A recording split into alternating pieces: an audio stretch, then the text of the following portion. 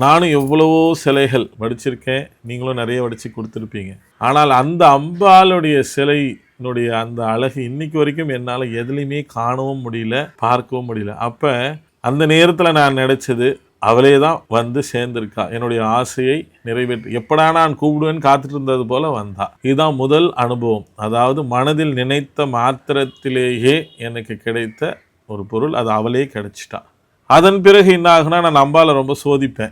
ரொம்ப சிறுபிள்ளைத்தனமாலாம் நிறைய சோதிச்சிருக்கேன். எப்படின்னா, எல்லாரும் இந்த அம்மா பேசணும். ஏன்னா அப்போல்லாம் அம்மா பற்றி யாருமே சொல்லிக் கொடுக்க ஆள் இல்லை. அப்படியே ஒரு சில நபர்கள் இருந்தார்கள். அவர்களிடத்திலே சென்று கேட்கின்ற பொழுது பரிகாசித்தார்களே ஒழிய, இதற்கெல்லாம் 12 ஆண்டுகளாகும், 16 ஆண்டுகளாகும், 20 ஆண்டு இப்படி தான் சொன்னாங்க. நான் நிஜத்தில் ஒரு உண்மையை சொல்லணும்னாமா, அவமானத்தாலும் அசிங்கப்படுத்ததாலும், இன்னும் சொல்லணும்னா நம்மளை ஒரு துஷ்டனை போல பாவித்ததனுடைய லட்சியம் தான் இவளை அடையணுன்ற வெறியே எனக்கு வந்துச்சு.